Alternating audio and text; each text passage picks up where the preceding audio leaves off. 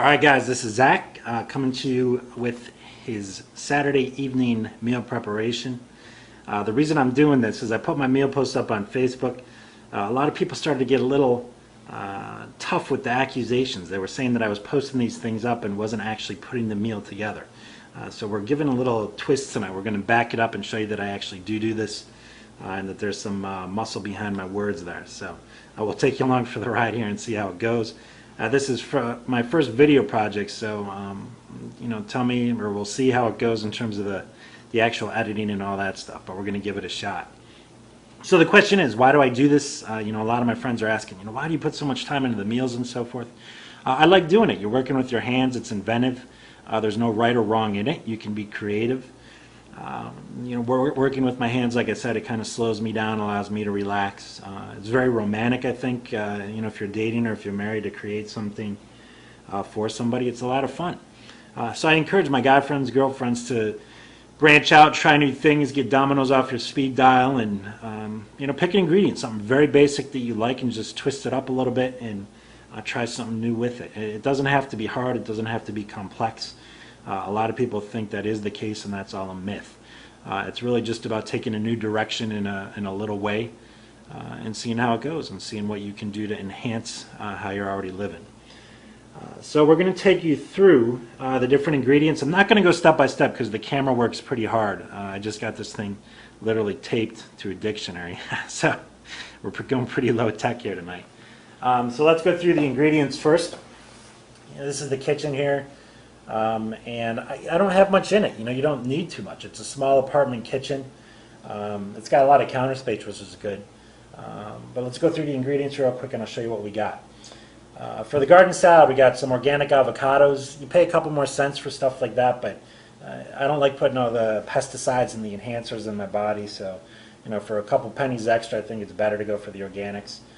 These are going to be for the garden salad, as I said. Also for the salad, we got some tomatoes, a little bit of red onion. We got some Romano that we're going to shave and put in the salad. It gives a little bit more substance to the salad, and I'll show you that once we're done. The leeks we're going to braise actually in a little bit of chicken broth. These are great. They look a little intimidating, but they're very easy to use. We're going to cut off the ends here, and then maybe about from here up as well, you drop the rest of the stock. These you have to clean real well because these are a hotel for every kind of bug and grub you've ever seen. So as long as you clean them, you should be safe. We got some shiitake mushrooms, which we're going to make for the sauce to go across the fish. The fish itself, we'll take a look at. This is a Bronzini, typically found in the Mediterranean. We're serving it whole, as you see. Some people freak out about the head. It's really no big deal. It's just the method of serving it. It's funny for me, a lot of people like being looked at and noticed all the time. For some reason that doesn't carry over to our friends in the fish world. Why that is, I don't know. But it's only with you for 20 minutes on the plate. The proteins from the whole body being there gives us a little bit more flavor. What else do we have? We got some rosemary, some fresh thyme, and on the end there we got some basic extra virgin olive oil, some sea salt, some balsamic vinegar, and some chicken broth. And that's pretty much it. As far as tools, you don't need anything complex. I got a basic synthetic cutting board, chef's knife. You don't need some $300 samurai warrior blade. This is a very simple thing that's probably around $30 or $40. That'll last you a long time. You can sharpen it and keep it right, and it'll stay good for you. In terms of pans, I have two non-sticks. The non-sticks I'm going to use for the braising and so forth. I think the non-sticks kind of give you like a rubbery texture. So for most things, I try and use like the stainless steel or the all-clad. Those are real simple to use. They're a little bit heavier. They will char a little bit, but that's almost a good thing sometimes because it'll help you manage some of the other ingredient treatment. You don't want everything always sliding right out of your pan. And sometimes you can actually bring things off the bottom of the pan for different parts of the prep. Then we got a simple, easy foil broiler pan for the fish. Some people say, would you use something permanent? For me, it just comes down to laziness. I don't want to have to clean the thing, and you can just junk that right afterwards, especially after making your fish, because that tends to stink up your apartment. So again, why do it? It's fun. I think it's relaxing. It's the ultimate way to speak about, caring for someone if you're preparing to this sort of thing for somebody else. And doing it for yourself, too. I mean, in my view, meals are kind of like a punctuation in different parts of your life, and it's a good way to celebrate all different types of moments. So what else do we see here? As for the close of the evening, we got 2 cigars.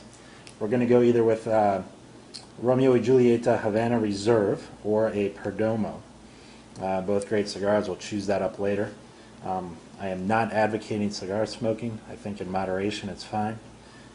I'm good so far, but not a good thing to do overall. So we'll take a look here. As I said, I'm not doing it step by step, but those are the ingredients, and we'll show you the end product as well. So thanks for watching.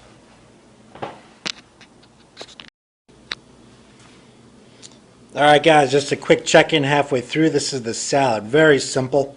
I don't even know if I would call this cooking. It's more just assembling the different ingredients. But we have the different varieties of lettuce, just ringed out by a little bit of the avocado, the shaved pecorino right here, the cherry tomatoes, some red onion, and we're just going to put a very simple vinaigrette over that. So very easy.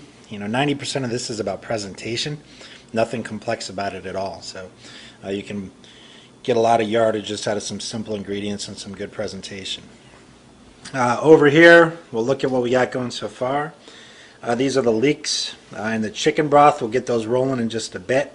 It's very easy. We're just going to put these in the chicken broth for maybe about 15 minutes, get them up to a simmer, let them soften up, and then we're going to put some butter in that pan after we remove the broth, and maybe just a little bit of ground pepper across those, and keep them very simple.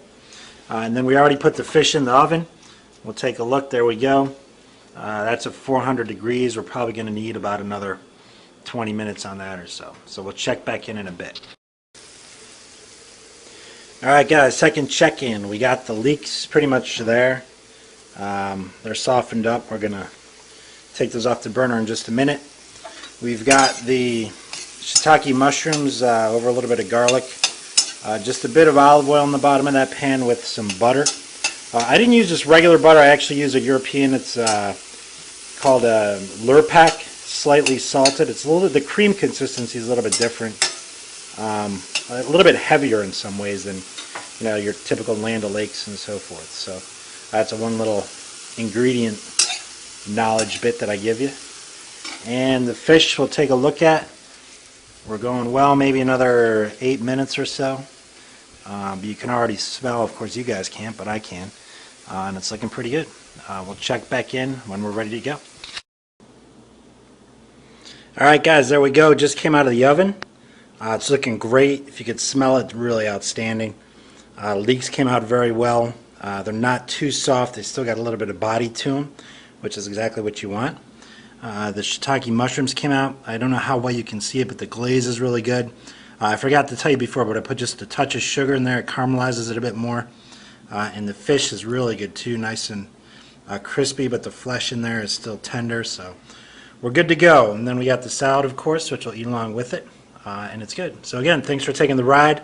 Hope you enjoyed it. A little bit of proof of my endeavors here, and we'll catch you on another episode.